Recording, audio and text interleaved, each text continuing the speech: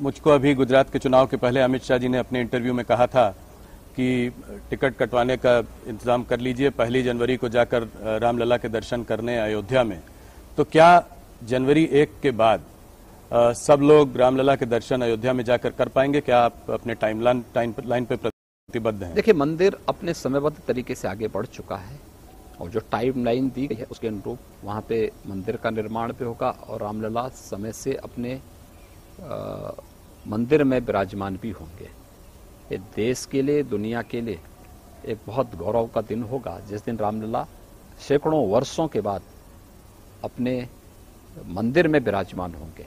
जी, तो इसमें 1 तारीख से दर्शन शुरू हो जाएंगे, जैसा कि उसके बाद से जब भी जो भी कार्यक्रम मंदिर ट्रस्ट तय करेगा उसके अनुरूप ये सारे कार्यक्रम आगे बढ़ेंगे। एक विवाद पिछले कुछ दिनों में, कुछ महीनों में जो चला है वो है रामचरितमानस का विवाद, और ऑपोजिशन जो है इस पर काफी हावी है, इस पर चर्चा करती जा रही है। आपका क्या मत है इस पर? आप इसको कैसे देखते हैं? देखिए, जब भी उत्तर प्रदेश के अंदर विकास के किसी बड़े प्रोजेक्ट को लेकर के, बड़ी योजना को लेकर के, बड़े कार्यक्रम को लेकर के हम लोग आते हैं, तो जिन लोगों ने विकास के बारे में कभी सोचा ही नहीं, जिनके डेवलपमेंट की कोई सोच नहीं है, जो विकास नहीं बल्कि विभाजन पे विश्वास करते हैं, तो वे लोग इस प्रकार की कोई ना कोई बयानबाजी अपना शुरू कर देते हैं। उत्तर प्रदेश के अंदर ग्लोबल इन्वेस्टर समिट एक बड़ा आयोजन है और इसके साथ ही G20 का समिट, यह उत्तर प्रदेश के लिए भी और देश के लिए भी एक अवसर है जब वैश्विक मंच पर हम लोग अपनी छवि को, अपने सामर्थ्य को प्रस्तुत करने का एक अवसर हमें प्राप्त होगा। तो विकास और इस प्रकार के अवसर से ध्यान हटाने के लिए यह इस प्रकार की बयानबाजी है, इसके पीछे कोई अन्य हेतु नहीं। अब जैसे कि काफी सारे, मायावती जी ने कहा कि सबसे बड़ा कॉन्स्टिट्यूशन हमारे लिए सबसे बड़ा है, रामचरितमानस नहीं। आपके अखिलेश जी ने कहा कि हमारा अंबेडकर जी ही हमारा धर्म है। फिर अब वो कह रहे हैं मैं भी शूद्र हूं, और वो आपसे ये सवाल जो है सदन में पूछना भी चाहते हैं।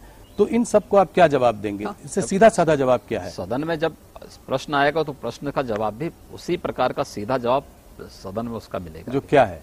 मैं कह रहा हूं, जब सदन में प्रश्न आएंगे, जहां से प्रश्न आएगा वहां से उसका जवाब भी देंगे। जी, ये रामचरितमानस को उत्तर प्रदेश में जो राम जन्म की भूमि भी है, यहाँ पर उसको जलाया जा रहा है। इसको आप कैसे देखते हैं? क्या आप इस पर कड़ी कार्रवाई करेंगे? क्या कार्रवाई करेंगे? कार्रवाई हो चुकी है जी। और रामचरितमानस एक पवित्र ग्रंथ है, समाज को जोड़ने वाला ग्रंथ है, और रामचरितमानस के प्रति सनातन आस्था जी। उत्तर भारत के हर घर में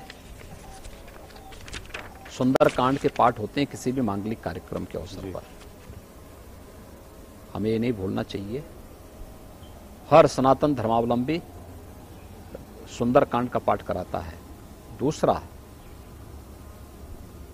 अक्टूबर से लेकर के सितंबर के अंत से लेकर के और दिसंबर के प्रारंभ तक उत्तर भारत के हर गांव में रामलीलाओं के मंचन होते हैं। रामलीलाओं का मंचन की शुरुआत भी संत तुलसीदास जी ने की थी।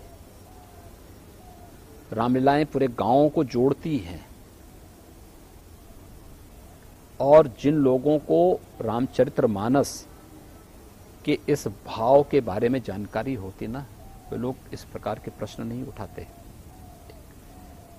आखिर उसी रामचरितमानस में निषाद राज का भी चित्रण है और उसी रामचरितमानस में सबरी का भी चित्रण है जी। तो बुद्धि का फेर है। पर राजनीति में बैकवर्ड वोट्स को गैल्वेनाइज करने का एक ये तरीका भी हो सकता है। देखिए, उत्तर प्रदेश की जनता बहुत विभाजन झेल चुकी है और विभाजन के कारण पहचान का संकट भी देख चुकी है। उत्तर प्रदेश की जनता अब बार बार विभाजनकारी ताकतों को ठुकराई है। 14 में ठुकराया, 17 में ठुकराया, 19 में ठुकराया और 22 में भी जवाब दे चुकी है जी। इसलिए अब कोई गुंजाइश नहीं बची है। वो लोग कितना भी माथापच्ची कर लें, उसके लिए कोई गुंजाइश नहीं बची है।